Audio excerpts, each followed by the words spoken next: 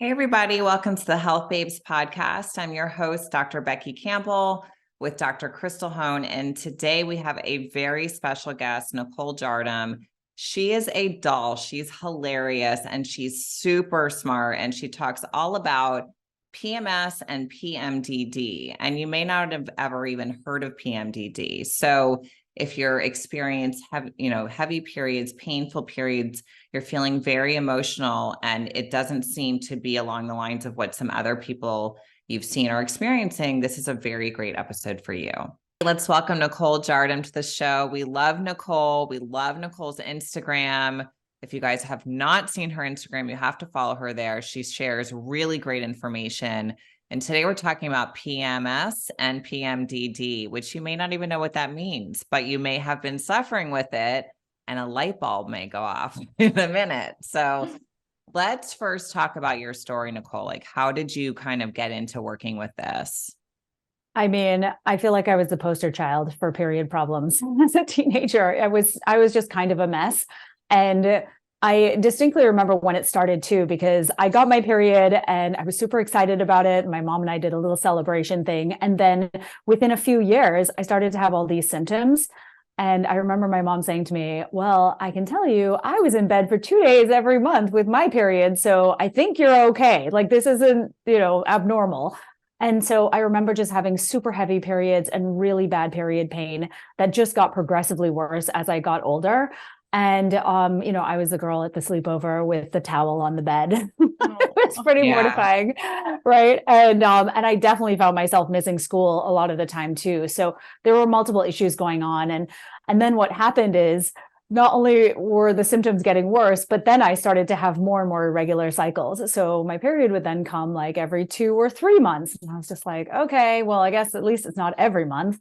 And finally, I went and saw my mom's gynecologist, and she listened to me go on about all my period problems and immediately prescribed the pill. And I just thought, this is amazing. My period panacea is here. I'm so psyched. And everyone else is on the pill. So I'm now cool.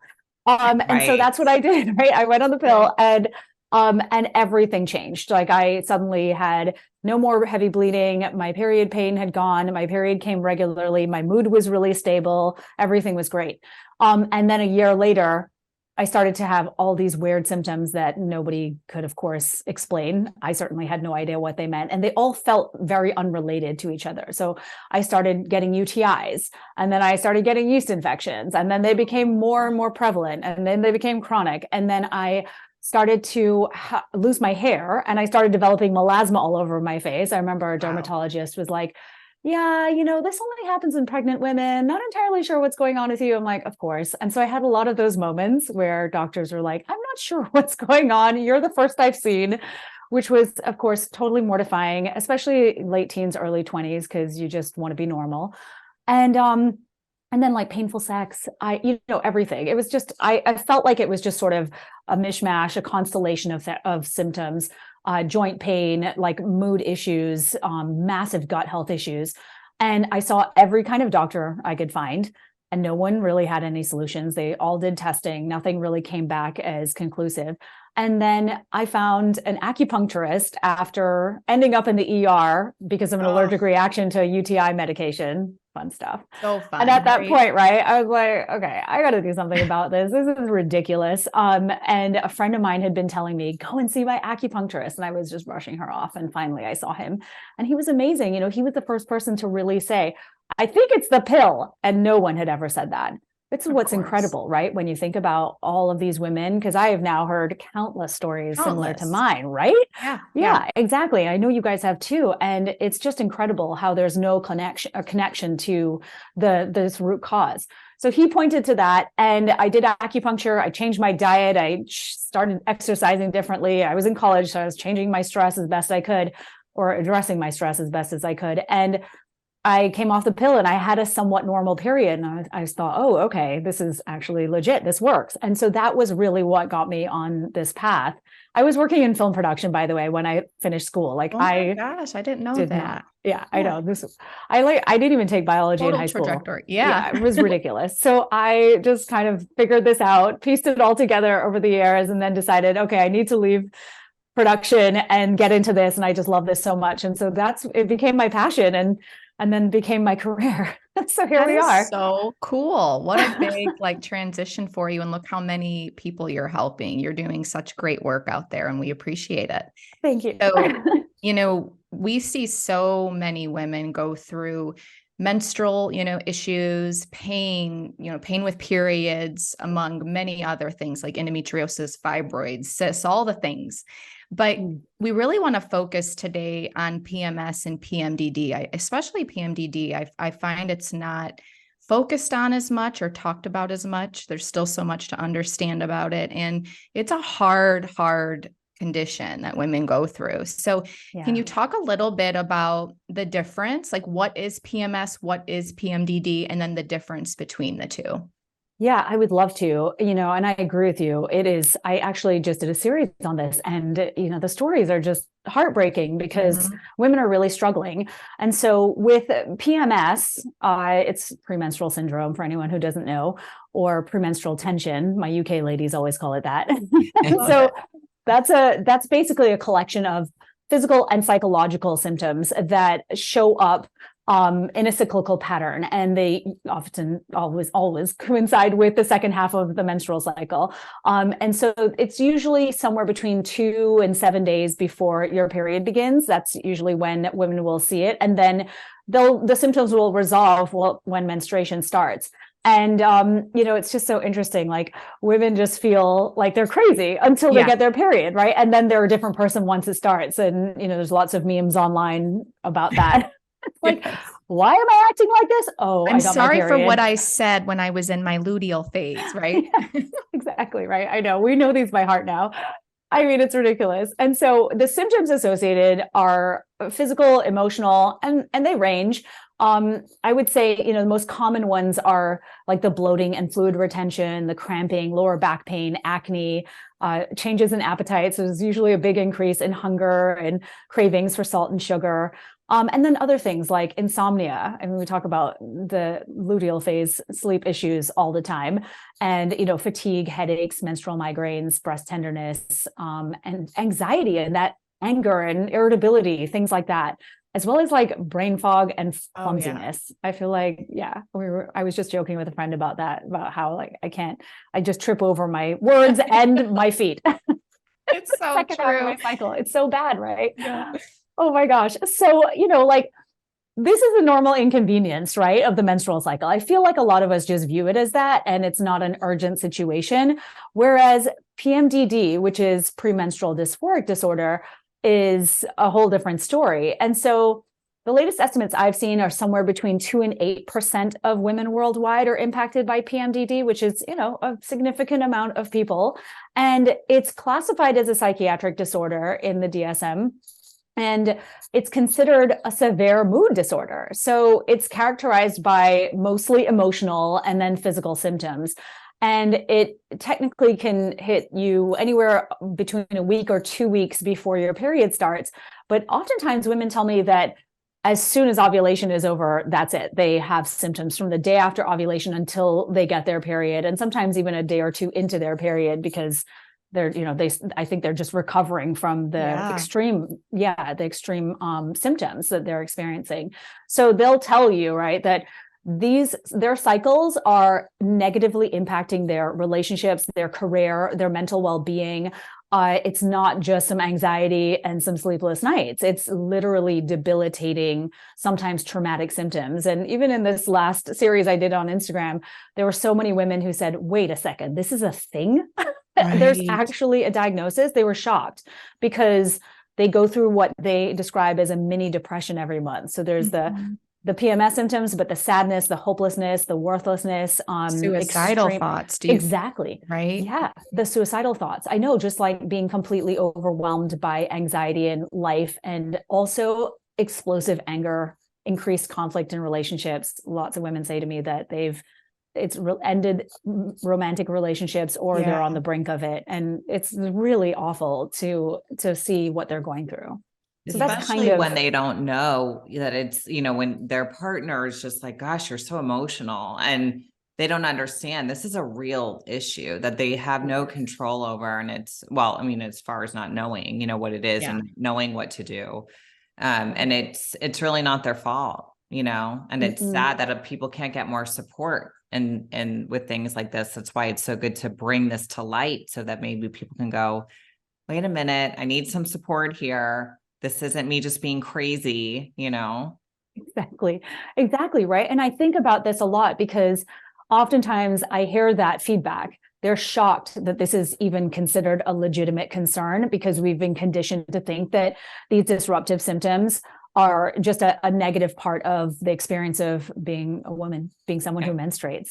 And, you know, with the PMS jokes, like we were just talking about, you know, they're all fun and games until they completely upend your life. But yeah, it's really something for us to be thinking about for sure. So what causes PMDD? Oh, girl, that we have all day. Okay, so there's a few things I think about with this, and I'm so curious what your thoughts, both of your thoughts are on this, right? Because there's obviously these physiological causes, and then there's this cause that I refer to as the evolutionary mismatch. And right, and it's the idea that, you know, our biology, particularly female biology, is a little incongruent with the modern way of living. And I don't really see anyone thriving in our very fast-paced, insane environment that almost all of us live in now. I don't know about how you guys feel about that, but that's 100%. Definitely what I'm seeing, right? Yeah. So it's almost like a radical act of rebellion to be healthy right now is what it feels like. And it's also a very expensive radical act. I mean, what you have to do just to be able to survive, much less thrive in the world that we have created for ourselves, I think is extremely challenging. And honestly, I feel like our physiology is kind of rebelling against that. I don't think our bodies are happy. And I think it really manifests in, you know, in symptoms related to the menstrual cycle. So I have a friend who was running a startup for many years of her life. And, you know, the stresses were insane. I mean, the fact that you're taking on all this like millions of dollars of debt and she's the head of it. And, you know, is responsible to all of these investors and to all of her staff, which just continued to grow and grow. So it was almost like a monster that she created and then had to keep feeding. And I think we can all relate to that as business owners. Yep. Social media. Exactly.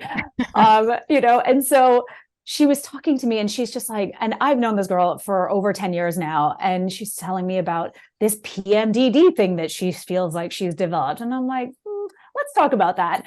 And so I'm talking to her about the stress in her life and all these things she's doing to mitigate it. And she is describing the timeline of this. And I'm thinking, okay, well, this tracks exactly with what has been happening, because then the company was doing really well and then it stopped doing well. And so that added a whole other layer of stress, right? And so long story short, she sold the company, went on a sabbatical, no more PMDD. So, you know, like how much of it is our body just telling us something that we're not necessarily willing to admit to ourselves about our life circumstances that just aren't working for us? So that's like my first thought around this. I'm so curious what you all think about Stress and trauma is a big driver for hormonal imbalance, and it's going to heighten everything in the body, no matter what is going on, right? So that is, me and Beck, we stress all the time about if you don't take care of the stress and trauma component, there's no supplement or pill that's going to fix the stress and the impact that that's having on your life. Same with trauma. And this goes for micro trauma. This isn't these very large events. This is a numerous and accumulation throughout your life that really matters. And in taking that seriously and knowing that you matter and working on these things and putting those proper tools in place to help you mitigate that stress is so essential. So we totally agree with you when it comes to that. And sometimes we won't work with someone until they've handled that, because we don't want to make it worse for them. You know, we're like, you're not going to be able to tolerate some of the things we need to do if your body's in fight or flight and everything looks like a threat right now. So we think that's a huge component. I'm so glad you said that, because I completely agree. And so obviously there's a genetic component. I wanted to talk about the whole allopregnanolone thing and GABA. And, so like one of the main reasons that some women do experience PMDD is actually this byproduct of progesterone. And so progesterone, as we well know, creates this magnificent calming effect in the body. And, it's converted into this neurosteroid allopregnanolone, or allo for short. And so this will typically help to soothe the GABA receptors in the brain. And so it just has this calming effect on the nervous system for the most part. But then what seems to happen with those in PMDD is two things. Women with PMDD have altered levels of allo compared to women without PMDD, specifically lower levels in the luteal phase of the cycle. And in addition to that, they also have this sort of altered physiological response to allo, meaning that the effects of it on the brain and nervous system are different to women without PMDD. So it just doesn't work quite as it should. And the GABA receptors don't respond to allopregnanolone properly. So it can kind of aggravate the GABA receptors instead of feeling chill. You feel anxious and moody and irritable and really mad. And so this is basically just an abnormal physiological response to these ovarian hormones, or at least the byproducts of them. So I feel like that's one of the bigger issues.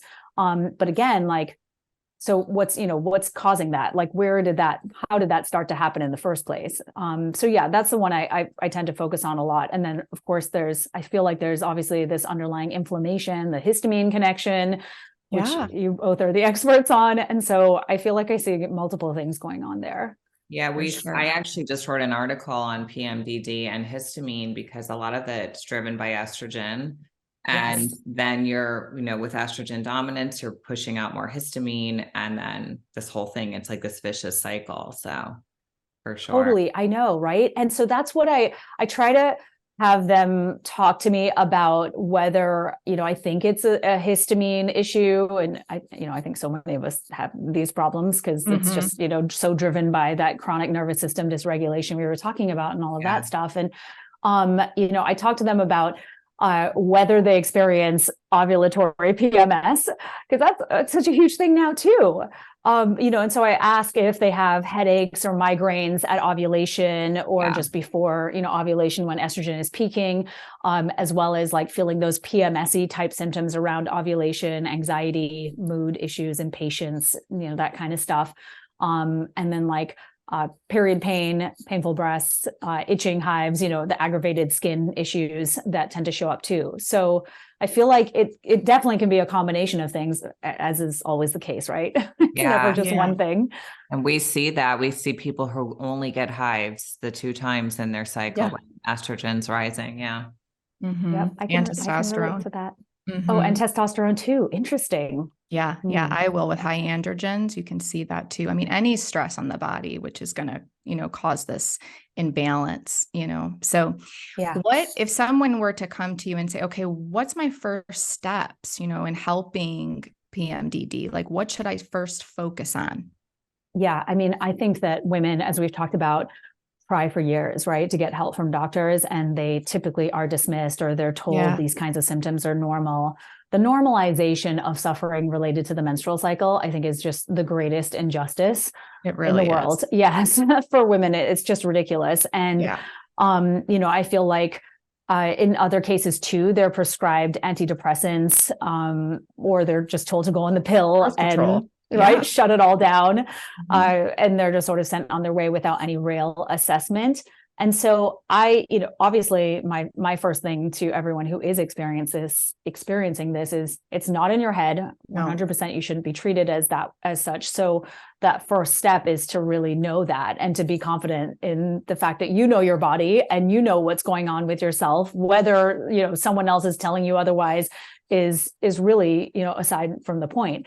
And so I think too, also the fact that PMDD, for better or worse, that it's listed in the DSM is helpful, because it's legitimized it as a diagnosable condition. So it can't be so easily dismissed. Right. And, at the same time, I want us to be an inquiry about why this is happening to us. Like, just like we would be for any other condition, like endometriosis or PCOS. Of course, there's underlying genetic components to it, but we should be really thinking about what's triggering these issues, like I was talking about with my friend, and with so many clients who've come to me over the years. And so also, I think it's really interesting too. I didn't talk about this in my book. I was too scared. But I love it. Years ago, I found this article titled Lowering the Bar, something like how PMDD went from an idea to a diagnosis. Mhm. And it was on MedPage or one of those websites. But it describes in the early 2000s that the FDA approved 4 antidepressants to treat PMDD before the American Psychiatric Association had even designated it a psychiatric condition. Wow. And I find these things fascinating. And I think Eli Lilly was a drug company. They changed, I think it might be Prozac. They changed the colors on the packaging from green and yellow to pink and purple, and they changed the name to Seraphim to make it sound Interesting. applicable to females with this condition. So I'm always like, oh, should I even talk about this? But I think it's important for us to do that, right? Because have we been put into a modern way of living that isn't compatible with us, only to be given a solution? But the same people have put us here. And so I think that, the symptoms are legitimate, obviously, but I prefer to think of them as a message from your body that something is awry. And, you're just not like randomly descending into, premenstrual hell every single cycle. And so, obviously these symptoms are highly influenced by lots of things, nutrient deficiencies, the excess psychological stress, the unresolved trauma that we were just talking about, lots of gut health issues, blood sugar abnormalities. All of this influence our ovulation and our hormone regulation. And so what this really means is that these symptoms are going to range in severity. And so I think it's important for us to ask questions first, like, have you noticed that your symptoms have worsened with age? Was there a time in your life where you didn't have these symptoms, and then maybe there was some sort of triggering issue or event that you started to notice symptoms happening after that? And then also, do you notice with times of high stress or lack of sleep or not great food choices that things get worse? Or heightened. Right? Mhm. Or heightened, exactly. And do you find that maybe if there's something not going well in your life with a relationship or with your job or anything else that's going on in your life, like that is potentially influencing it? And can you track the symptoms in correlate them to something that's happening in your life? So I feel like that's really the first place that I want everyone to start paying attention to, because I think when we just declare it as a condition that needs to be treated with medication, we're sort of just setting us up for a Band-Aid or not right? even. Yeah, like this life of helplessness almost, where we're just diagnosed and that's the end. And I want women to just feel like they have more control over the situation than they think they have. I want to ask you about what to do, but I want to ask you something else first. Do you ever see this getting worse after people have kids? Oh my gosh, yes. Yes, I do.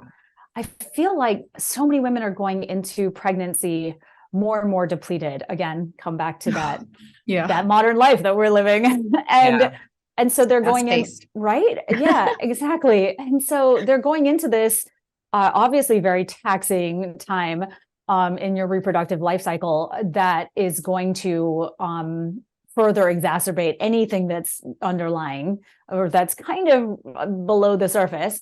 And I find that I really feel like there is a connection with postpartum depression and anxiety and PMDD. Do you see that as well? Yeah. Well, after I had my kids, I had hyperemesis with each one. So I was, and then I was extremely anemic in my 3rd trimester with each one. So after each child, my periods got really heavy. I mean, heavier than the next one, heavier. And then after my 3rd, I was sitting there one day and I'm like, I'm either going to have to put 2 tampons in, which isn't happening, or I have to get an ablation because I was so depleted. I was passing out. I mean, it was terrible. And it was after my third that it got to that point. And, endometriosis and estrogen dominance and all that runs in my family, but, and having, issues with histamine myself and all that, but yeah, it was bad. I feel like it all ties in. It's the worsened period symptoms and then these mood changes. Yeah. And it's a super fun period party. Honestly, I swear, Yeah. I'm just like, what? This is ridiculous. It's so not fair because now you also, on top of that, have a baby to take care of. So of course, you're going to be like, well, I'll just worry about that later. Right. I've got other things to do right now. So Yeah. for sure. I do see that. It's a big pattern. Yeah. Luckily for me, it wasn't emotional. I wasn't feeling different emotionally. I was just basically hemorrhaging. I mean, it was a severe blood loss every month and it was crazy. So, yes. But what I wanted to ask you is, so let's say someone realizes, okay, I think this is what I might have. And we know it's tied to things like hormone balance and gut health and stuff. What are some first steps into helping with this? Yeah. I think, first of all, I really like all of my clients to track their cycles. I really want them to see what's going on with their unique cycle so that they're not constantly feeling like they're in the dark and they need the doctor to tell them what's going on or when they're ovulating or whatever. So my first goal with everyone is to get them to see whether they're ovulating or not. And if you're ovulating, that's a great sign because you're making progesterone. And weirdly enough, it sounds so strange after describing the whole aloe thing, but you actually do need the progesterone. It seems to work better. And so, so that's where I start with everybody. So I want everyone to track their cycle and to learn whether they're ovulating or not, and whether they're ovulating consistently, because that, of course, is to me the foundational piece of all of it. And if you're not ovulating, then we got to figure out why you're not ovulating, because that in itself is an underlying cause for a lot of the symptoms that show up. So that's where we start. And then the next stage of that is, it's dependent on the person. And I think that we're all a little bit different in what we want to focus on. For the most part, though, we look at food and we look at blood sugar balance. I joked in my book about that. It's like, is my PMS actually just me being hangry? And, right? Like the blood sugar imbalances and the fact that we don't even know what those look like, right? Because I feel like we've so normalized what all these things that cause blood sugar dysregulation. It's like the huge coffee in the morning and the lack of sleep, right? It's so ubiquitous in our society that we just assume that this is not doing anything to us. And if we don't feel symptoms, then it's fine. And then you wear a continuous glucose monitor or prick your finger and your whole world turns upside down. So I find that to be, it's kind of amusing and terrifying at the same time when you see those numbers. So that's really where we start. And I often find that women in this situation, particularly with them and women who have conditions like endometriosis, for instance, they are so exhausted and they're just over it. And so we start super basic. And so I start with like very basic things. I'm like, okay, can we get more protein into your breakfast? Can we, and maybe reduce the carbs a little bit? Can you eat breakfast, within an hour of waking up? Can you have caffeine later on after you eat versus the first thing in the morning? Then we really focus on the sleep container and optimizing sleep. And if they use a tracker like an Aura ring or something like that, even better to just help them really see. Our Aura ring, Crystal and I. So great. I know, right? It's like, I know. I feel like my Aura ring is like my mother. It keeps me in line. I wake up and like, nitpicky. Definitely just kidding. My mom's listening. I love you. Don't be mad. That was amazing. Oh my gosh.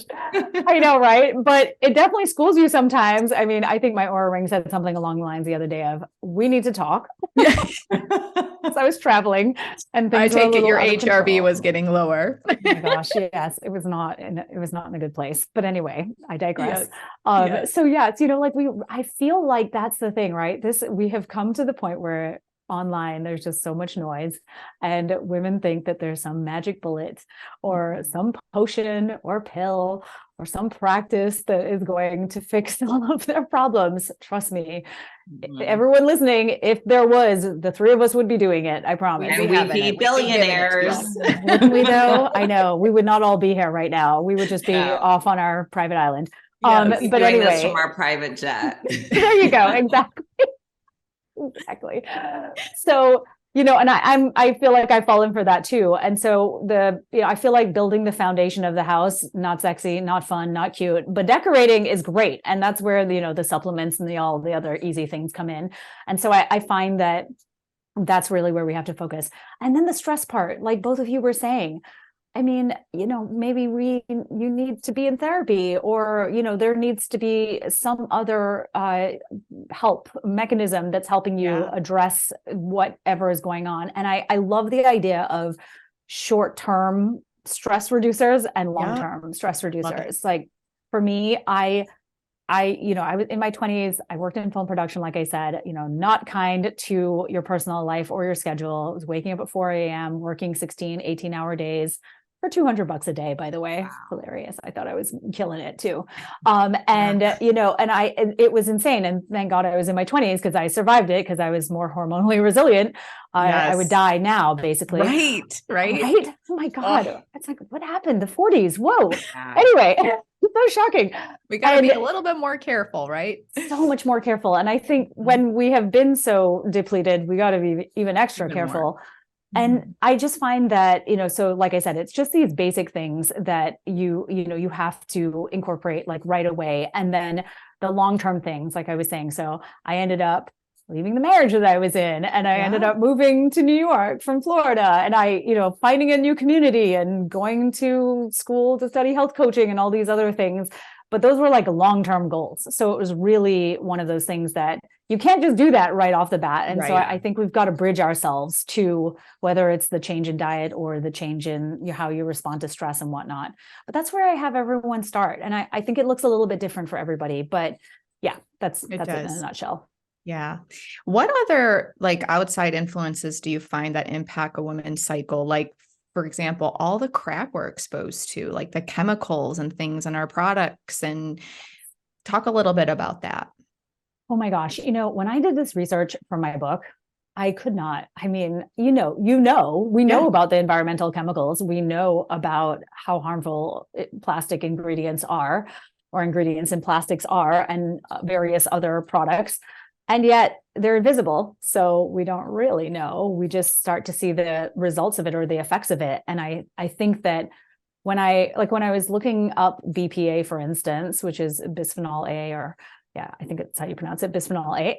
And I was talking about xenoestrogens and whatnot, and endocrine disruptors and all of these good things. And I remember reading in this study, and it was, I don't even know if it was a legitimate study or not, but I was shocked by what I read. It was basically insinuating that BPA messes with estradiol production in the ovaries, and then thus interferes with our menstrual cycle and has a huge impact on our fertility. And in fact, this study basically showed that mice that were exposed to BPA in utero were found to stop producing viable eggs at an earlier age than normal. Wow. And I was thinking, whoa, this is really toxic to our ovaries. And yet it's basically in everything. And right? I know. Even receipts. I know the receipts. Touching receipts. I know. And then they fade. So it's like, you can't even keep them for the IRS. It's just so ridiculous. I know. It's all kinds of problems with those receipts. But yes, I know. So I constantly want to. Cute.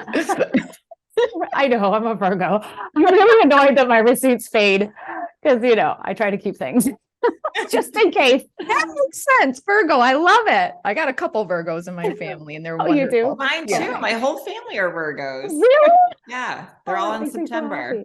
Oh my gosh. Yes. I love that. I feel like September Virgos are very different to August Virgos, by the way. I have a few August Virgos in my life, and I'm like, I cannot relate to you. I don't even understand what's going on here. But anyway, yes. So the receipts and, everything, what the plastic flip-flops, we could go on. And I don't want to freak people out, but I think that we have to figure out a way to reduce our exposure to them as much as possible, and then optimize our liver detoxification pathways. Yeah. And that, that's a whole other, I feel like a whole other podcast Oh, episode, but it is something that obviously you two do in your work. And I just think that, I don't know, I don't have great liver detox pathways. So I feel like I'm constantly working on that. Right? Yeah. Mine are the worst. So unfair. They're so mean. Super jealous so of those mean. people who can just do whatever. And They they're go just, their drink liver's all like, night and then they get up and run at like 6 a.m. I'm like, Oh, not "Ew." me. yeah, that has never been my reality. I don't know what that must be like, but it must be cool. Yeah. So, or not, you'll pay the price later. Right. I'm sure of it. It's true, because then you don't get any type of signal, about Right. things you shouldn't do. So So I true. try to look at it as a blessing. Otherwise I'll cry every day. But We're love just you. delicate flowers. Yes, I know. Delicate flower. Delicate flowers. I know. I know. And with patients and, the women and men that we work with, we really just say, if when you know better, you do better. We're not saying throw away your whole house at once, but start replacing your products with more cost-effective, cleaner ingredients. Store your food in glass instead of plastic, right? Take your shoes off at the door. Simple things that you can really lower that overall toxic load, because you can't run away from it all, but we can make better choices if we know better, So Totally. it's hard. And it's expensive. Yes. So it's one thing at a time. I always say, okay, start with the body 100%. lotion, right? You're just going to put that all over your body, start there. Yeah. There's just so many, and perfume. Oh, I know. Yeah. I know. Dryer sheets, like things that are really not necessary, that have the fragrance and stuff in them. We always try to tell people start there. Yes. Subtract, like a water just filter. Subtracting some things. Yeah. Right. Exactly. I know. It's just, it takes time. I feel like it took me years and I'm still not 100%. There's just no way. I don't think. Yeah. It's hard. Yeah. Yeah. I know. Well, I know you have your book and then you have some programs, right? So why don't you tell us a little bit about your book and what you have going on? It's funny. I feel like I wrote that book as much for me, well, my 20-something self, as I did for everybody else, because if I'd had that, I'm sure it would have changed the trajectory of my whole life. Yeah. And I feel like I really just wanted to put together a plan for people. I mean, it might be a little complicated. I threw everything in there, literally in the kitchen sink. I was like, okay, well, they're just going to get it all. Awesome. And but I really did. I just wanted it to be a very linear, because, Virgo, plan for you to follow. And I felt that the education was so key because, like I said earlier, I feel that keeping women in the dark about how their bodies work has been the greatest injustice against women in the history of humanity. And as a result, we have women who have such low expectations for their health and the outcome of their lives. And I know you are too. We're all trying to change that because it just does not need to be that way. And so that's really what I did. The first quarter or third of the book is education, menstrual cycle 101, what you should have learned in sex ed, that kind of thing. And then there's the protocol in the second part. And then the third part is all about sort of living more in harmony with your cycle and various testing you can do and things of that nature. Yeah. And then I'm actually sunsetting my programs and I'm creating a membership, but it has just taken the longest time ever. It's never going to end. It's a lot of work. I know. We're right it's very there with tech heavy, right? I know. Yeah. Owning a business is crazy. But yeah, so that's what I'm working on right now. And the goal with it is for everyone to take a kind of in-depth period quiz, and then their results will be displayed on a dashboard and very cute little images and things like that, so that they can really understand what's going on with their health. So yeah, so that's kind of what we're up to right now. Yeah, that's so good. I mean, knowledge is power. You've got to understand. And I love how people have really brought, understanding your cycle and that there are different phases and that your hormones are doing different things, that people don't know any of this. It's not talked about. It just started being talked about in the last, 5-10 years on Instagram, mostly. Yes. I mean, it's crazy. So I think it's just amazing when you can put together information like that, and it's really helpful. People can't change what they don't know. Yeah, absolutely. I just had someone ask me on a post today, because I'm doing this series on the copper IUD, talk about another podcast episode we should do. Yeah. And she's like, is this the copper in an IUD or is there a copper birth control pill? I'm like, oh, girl. No, they don't have any idea.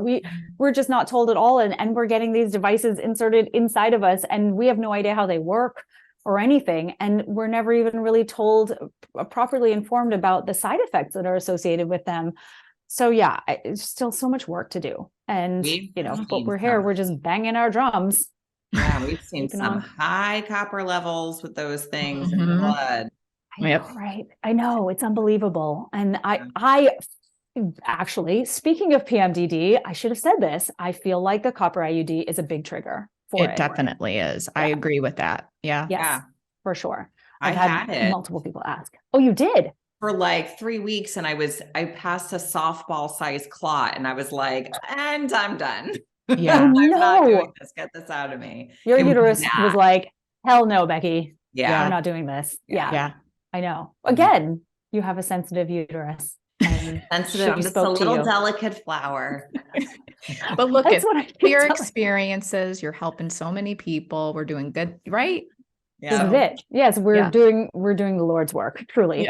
Yeah. Yes, I think so. And I do really think though that I constantly am reminding women, your body is not broken. It is communicating to you in a language that you don't understand, but I'm trying to tell you what the language is and how it all works.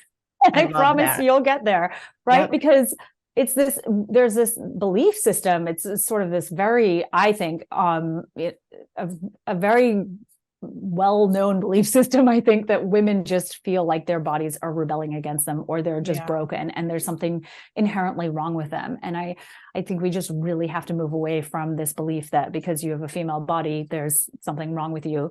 And it's like the system really wasn't designed for us. And so we're kind of working within a system that is not for us. And of course, we're going to run into problems. And so when you understand that your body is actually responding exactly how it's meant to respond in a situation like what you're in, whatever that is, then I think it takes a lot of the pressure off and it changes the amount of stress you feel about the situation that you're dealing with or the health problem you have. And you can't be gaslit anymore. Yeah. So exactly. So true. Well, thank you so much for coming on. Where can people find you other than your book? What's your Instagram handle? Yeah. Yes. Thank you. Thank you both so much. I just love your work so much. And I really appreciate you having me on. And I'm on NicoleJardim.com. That's my website. And pretty much everything is on there. My book is at fixyourperiod.com. You can find that and bonuses and where it's all sold. And Instagram is Nicole M like Madeline Jardim. So I'm there and talking about the copper IUD currently. And then your Instagram's beautiful. I love it. It's amazing. You do great work. And I know how hard it is with Instagram people because it's just, you put all this love and energy to help people, and it really doesn't, we don't get a lot of attention for that. So I'm seeing you, girl. It's good. Thank you. Oh my gosh. We really appreciate it. We do. We understand. And I appreciate the validation. I know sometimes I'm like, I'm done with social media. Closing this thing down. I'm over it. People have completely lost any sense of having a filter or any tact or anything in the last 3 to 5 years. It is astounding to me. I cannot get over it. So I'm always grateful for the very nice, appreciative people. Yeah. What keeps you going is the ones where like, your information or this or what I, incorporated changed my life. I mean, that keeps you going, So it really does. I know. Yeah. Well, thank you for coming on and thank you everyone for listening. And we hope you have a great day. Thank you guys so much for listening to this episode. And if you love this episode, please leave a review. It only takes a couple minutes. And you can find out more about us on drbeckycampbell.com. And you can follow us over at Instagram on @HealthBabesPodcast, @Dr. Becky Campbell, and @Dr. Crystal Hone. Have an amazing day.